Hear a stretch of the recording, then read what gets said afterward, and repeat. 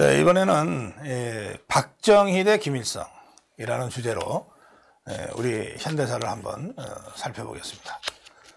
저는 박정희라는 이 역사의 거인, 이 인물을 생각하면 마음 한편에 늘 좀 짠한 느낌이 있습니다. 그의 최후가 워낙 비극적이어서 그렇기도 하고, 그의 인생이 정말 굴곡이 많은 우리 현대사를 그대로 온전하게 다 담고 있어서 그렇기도 합니다만, 동시에 그가 겉으로 바깥으로 보이는 그 강력한 리더십,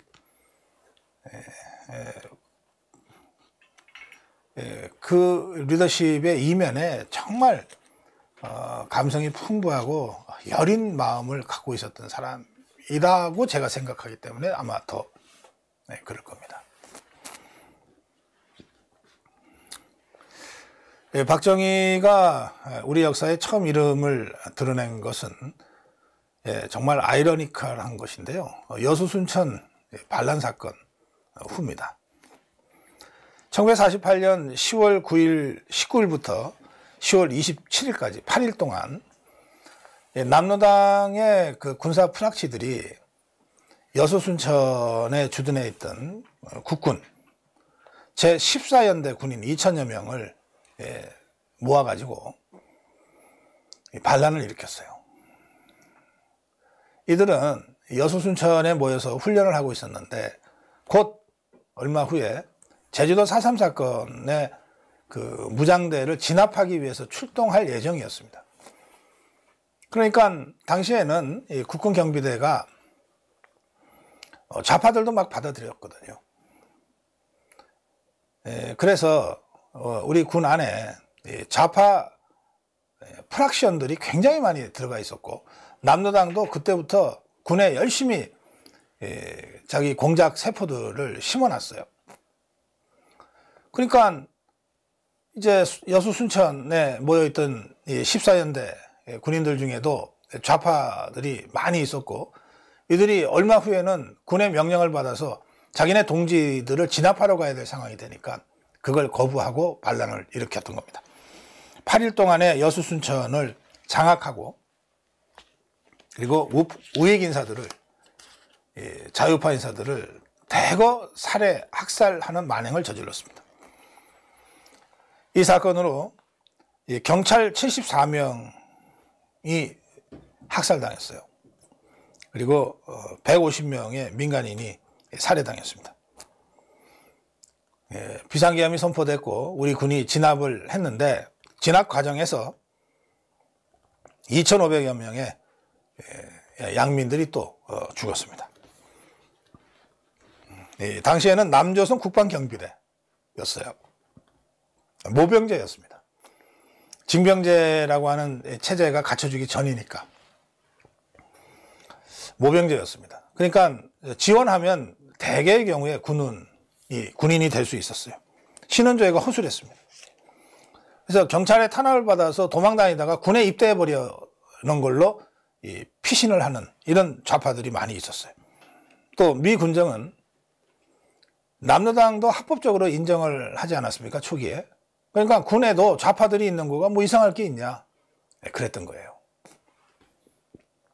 그래서 이 남로당이 심어놓은 이 좌파 프락션들이 군 내의 불만 분자들을 선동하고 모아서 군사반란을 일으키는 것이 그렇게 어렵지 않았던 상황입니다. 1948년 10월 19일 국방경비대 14연대 소속 일부 군인들이 여수를 점령하고 순천을 장악하고, 그리고 벌교, 보성, 고흥, 광양, 구례를 거쳐서 곡성까지 점령했습니다. 이승만 정부는 10월 21일 여수 순천 지역에 계엄령을 선포하고 송호선 준장을 총사령관으로 임명해서 10개 대대 병력을 이끌고 진압하라고 명령했습니다. 10월 23일 반란군의 습격을 받고 진압군 총사령관 송호성 준장이 철모에 총을 맞고 장갑차에서 떨어져서 부상을 입는 사태까지 발생할 정도로 치열했어요. 이 와중에 반란군들은 중과부적을 느끼고 지리산, 백운산 쪽으로 다 도망이 쳐서 이제 게릴라 빨치산으로 변신합니다. 그리고 10월 27일 진락군이 순천에 이어서 여수를 완전히 장악해서 여수 순천 반란 사건은 8일 만에 이제 막을 내립니다. 지금 여수 순천 반란 사건과 관련해서 뭐 여러 가지 이야기들을 종북주사파들이 하고 있지만, 종북주사파들이 추앙하고 떠받드는 김구의 발언을 제가 전해드리겠습니다. 김구는 여수 순천 사건을 반란으로 규정하고 테러로 규정했습니다. 10월 28일 공개 입장문 발표를 했는데, 김구는 여기서 이렇게 주장했습니다. 순진한 청년들이 용서할 수 없는 죄를 범하였으며, 반도 공산주의자들의 목적은 북한 정권을 남한에 연장시키는 것으로 보인다. 그 이틀 후인 10월 30일 또 담화를 발표하는데 김구는 여수 순천 등지 반란을 집단 테러 활동으로 규정합니다. 부녀와 유아까지 참살하였다는 보도를 들을 때 그 야만적 소행에 몸소리치지 않을 수 없다. 이렇게 발표했습니다. 여수 순천이 군사 반란이고 남로당 프락시언들이 공작한 반란 사건이었다라고 하는 것은 뭐 너무나 명백한 역사적 사실이기 때문에 재론할 필요도 없을 것 같습니다. 이 여수 순천 반란 사건의 그 영향은 여러 가지로 우리 사회에 그 변화를 가져와서 1948년 12월 1일 국가보안법이 제정됩니다. 그리고 이와 유사한 군사 반란 사건이 다시 있어서는 안 된다는 생각, 이 위기의식을 가지고 군내에 침투한 자익 세력에 대한 대대적인 색출 숙청 작업에 나서는 겁니다. 바로 그때 박정희가 체포됩니다. 그리고 우리 군은 그때부터 이 14연대의 사자, 이거를 이제 어떤 군부대에서도 쓰지 않게 됩니다. 그리고 14연대는 아예 없어졌고 4연대는 20연대로 재편됐어요. 이 군 프락치들에 대한 이 색출, 숙청 과정에서 남로당 군사 총책 바로 밑에 있던 부책입니다. 남로당 군사 부책 이재복이 체포됐습니다. 그리고 그 연락책인 김영식이 체포됐는데, 여기서 남로당 조직 명단이 입수됐어요. 이 조직 명단에 박정희 소령의 이름이 발견된 겁니다. 당시 이 사건을 담당했던 김한일 특목과장은 이렇게 술회했습니다. 남로당 군사부책 이재복의 비서 겸 군사연락책이었던 김영식이를 데리고 전국의 군부대를 돌면서 남로당 세포들을 찍으라 했더니 계속 찍어줬고, 그래서 그냥 주워 담기만 하면 되는 수사였다.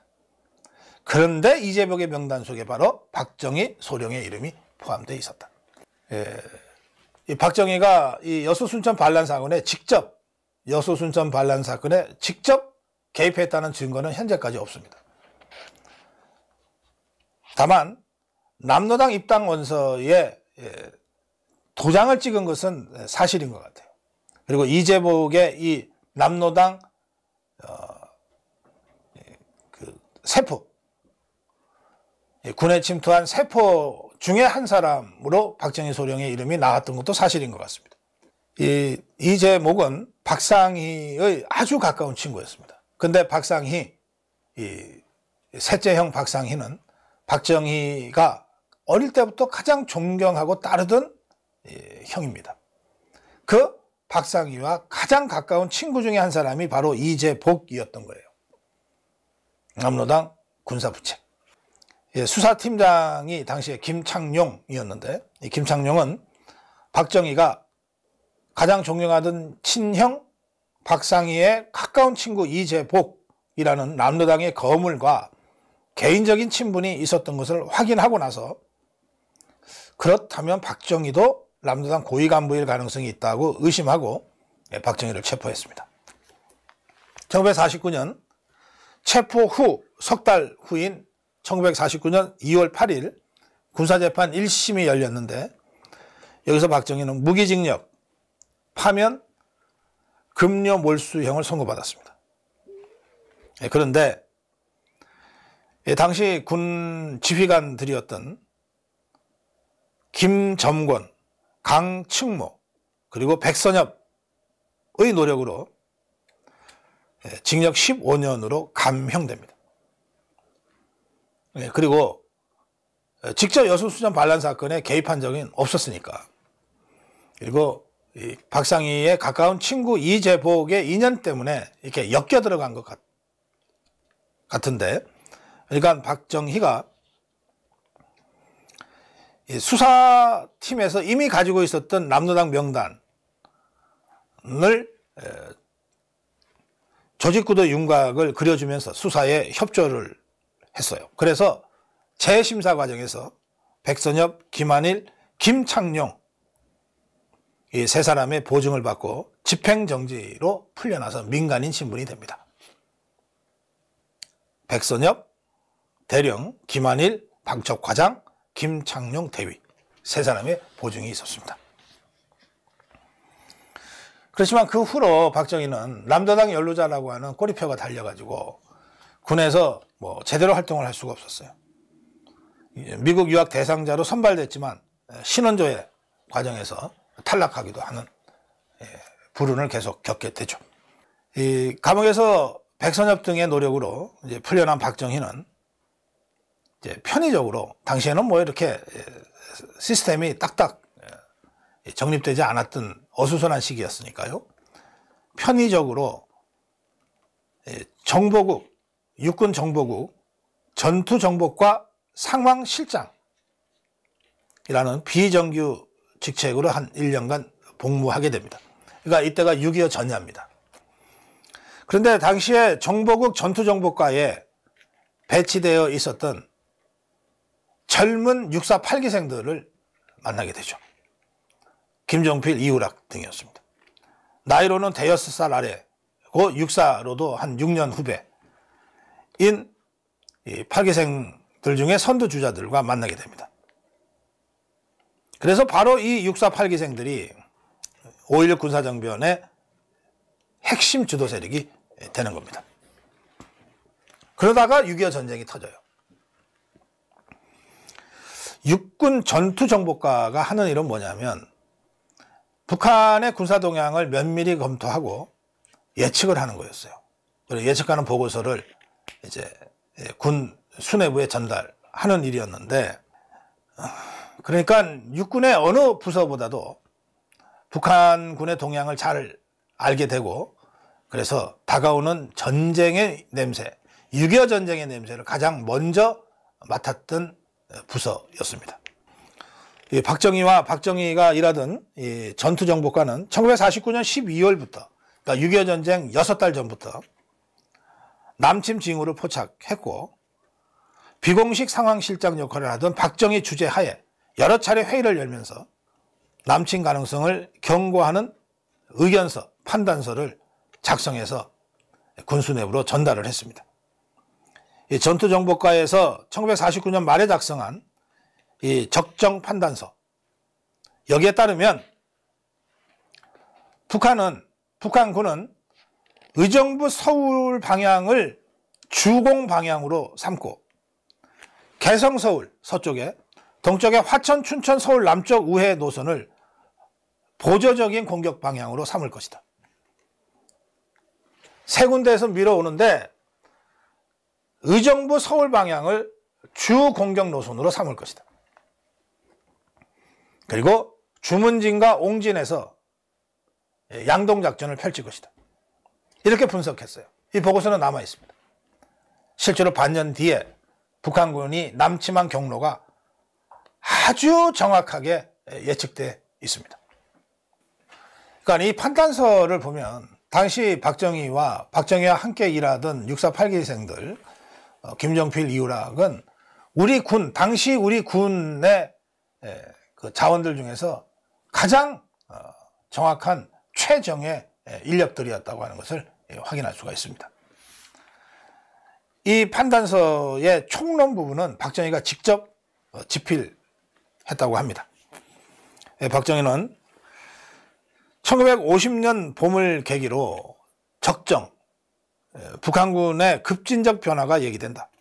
북괴는 전 기능을 동원해서 전쟁 준비를 갖추고 있다. 전쟁 준비가 완성되면 38도선 일대에 걸쳐 전면 공격을 취할 기도를 갖고 있다고 판단된다. 이렇게 썼습니다. 정확하잖아요. 6개월 후에 벌어질 6.25 전면전을 소름 끼치도록 정확하게 예측하고 있습니다. 이 판단서를 보고 박정희는 이 군 수뇌부에도 이 판단서를 근거로 해서 여러 차례 설명회도 가졌다고 하는데, 이 군 수뇌부는 이 판단서에 근거해서 미 군사고문단 측에 북한 군의 남침 위협이 있다는 것을 강조하면서 대전차 무기의 제공을 여러 번 요청했지만, 미군 측에서 스탈린이 도발한다면 유럽에서 하지 한반도에서 안 해. 그리고 전차 하는데 한반도는 산악지형이잖아. 전차가 무슨 소용이 있어? 라는 말만 되풀이하며 거절했다고 합니다. 남침 열흘 전 6월 15일이죠. 6월 15일. 이 6월 15일까지 전투정보과는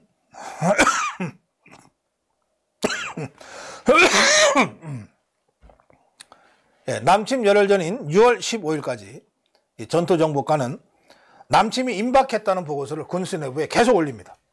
그런데요,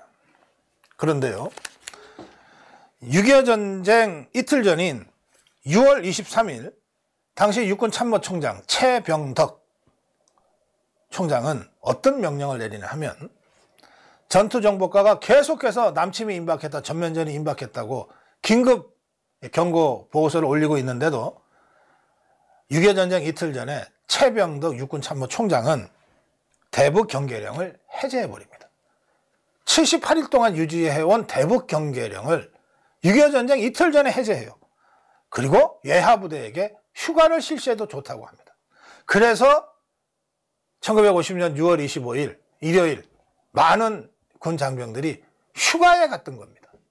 박정희는 6.25 전쟁 직전에 어머니의 일주기 제사를 지내기 위해서 구미에 내려가 있었습니다. 근데 구미에 내려가기 전에 이 김종필에게 내가 어머니 일주기 제사 때문에 내려가는데 남침이 있을 수 있다.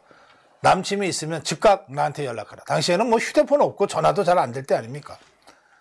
내가 구미에 있을 테니 구미 경찰서를 통해서 나한테 연락하라. 이렇게 신신당부를 하고 내려갔답니다. 그리고 박정희의 예상대로 6월 25일 전쟁이 터졌고, 김종필은 전쟁이 터지자마자 박정희의 지시대로 구미경찰서를 통해서 전쟁이 터졌습니다 라고 연락을 했어요. 박정희는 김종필의 급전을 받자마자 곧바로 서울로 복귀합니다. 2시경에 집을 떠나서 걸어서 구미를 가서 야간 북행열차를 탔고, 결국 이틀 걸려서 27일 오전 7시경에야 서울 용산역에 도착합니다. 서울이 3일 만에 함락됐어요. 함락되기 하루 전에 박정희는 구미에서 서울로 수단과 방법을 가리지 않고 이틀 만에 서울로 돌아갑니다. 육군본부에 도착을 했어요. 그런데 박정희가 도착한 그날 아침에 국방장관 신성모는 서울 포기를 결정해버려요. 박정희는 서울에 복귀하자마자 피난해야 될 상황이 돼버린 겁니다. 25년이 지난 1975년 6월 25일 6.25 25주년 기념일 날 박정희는 일기장에 이렇게 썼습니다. 우리는 남침 징후를 6개월 전에 예측했었다. 그러나 이 판단서를 믿으려고 하지 않았다. 군 수뇌부가. 군 수뇌부, 정부 당국, 미국 고문단 모두가 설마하고 크게 관심을 표시하지 않았다. 1949년 말 정보국 판단서는 전쟁이 발발한 후 너무나 정확하였음이 확인되었다. 알고도 기습을 당했으니 천추의 한이 되지 않을 수 없다. 무능과 무의와 무관심이 가져온 국가 재산과 인명, 문화재의 피해가 얼마나 컸던가. 후회가 앞설 수는 없지만 너무나 통탄한 일이라 하지 않을 수 없다. 400년 전 임진왜란 때 우리 조상들이 범한 과오를 우리 시대에 되풀이하게 되었으니 말이다. 이게 1975년 6.25 전쟁 25주년에 박정희 대통령이 쓴 일기장의 내용입니다. 이 6.25 전쟁 와중에서 민간인이었던 박정희는 다시 군으로 복귀하게 됩니다. 1951년 12월에 강원도 동부전선에서는 구사단 참모장으로 중공군 개입에 대한 미국의 판단 실패가 수백만 명의 생명을 앗아가는 것을 지켜볼 수밖에 없었습니다. 미국 측은 국군 측에서 제기한 인민군 남침 가능성, 박정희가 직접 판단서를 썼던 그거 무시했고 중공군이 참전할 수 있다고 하는 정보도 묵살해버렸어요. 1963년에 5.16 군사정변을 성공하고 국가재건 최고회의 의장이 된 1963년에 박정희가 쓴 책이 바로 그 유명한 국가와 혁명과 나입니다. 국가와 혁명과 나에서 박정희는 이렇게 지적합니다. 독일과 월남의 분단은 패전과 내란의 산물이었지만 한반도 분단은 순수하게 미국과 소련의 편의에 따른 것이다. 억울하기 짝이 없다. 그러니까 박정희는 6.25 때 여러 차례에 걸친 판단서를 묵살당한 것, 중공군 개입이 임박했다고 하는 판단서조차 묵살당한 것, 이 과정에서 미국에 대한 불신을 하지 않을 수 없었습니다. 그리고 돌이켜보니까 2차 세계대전 이후 독일은 전범 국가로서 분단당했고 월남은 내전으로 분단당했는데 한반도는 아무런 분단당할 이유가 없이 미국과 소련의 편의적 결정으로 분단당했다. 참으로 억울하다. 이렇게 쓴 겁니다. 그러면서 미국이 전 세계적으로 1960년대 이후에 근대화를 해야 경제성장을 시켜야 민주주의가 될 수 있다는 생각으로 자유민주주의를 보편적인 가치로 전파하려고 할 때 박정희는 우리 실정에 맞지 않는 서구식 자유민주주의를 강요하는 일은 적절치 않다. 이렇게 입장을 밝힙니다. 자유민주주의를 반대하는 것이 아니라 자유민주주의도 서구식이 있고 한국식이 있는데 왜 서구식 자유민주주의를 일방적으로 기계적으로 적용하려고 하느냐. 한국에는 자유민주주의라 하더라도 한국형 자유민주주의가 있다. 이게 이제 미국에 대한 박정희 대통령의 그 시각이었던 것 같습니다.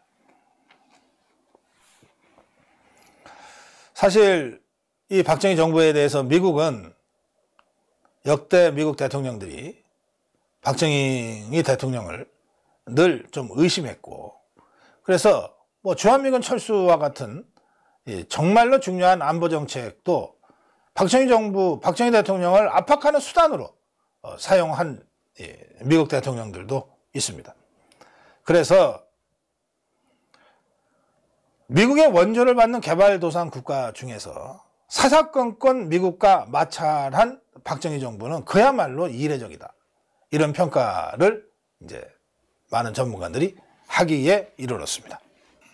박정희는 6.25 전쟁 발발 직전에도 전투정보과를 이끌었고 6.25 전쟁 중에도 전투정보과를 이끌었는데 이 전투정보과가 6.25 전쟁 중에 한 주요한 임무 중에 하나가 낙동강 전선을 압박하고 있는 북한 군의 사령관의 성격, 부대의 성격, 무기, 전투 능력 이런 것들을 분석해서 우리 낙동강 전선에 배치되어 있는 국군과 유엔군들한테 그걸 제공하는 것이었어요.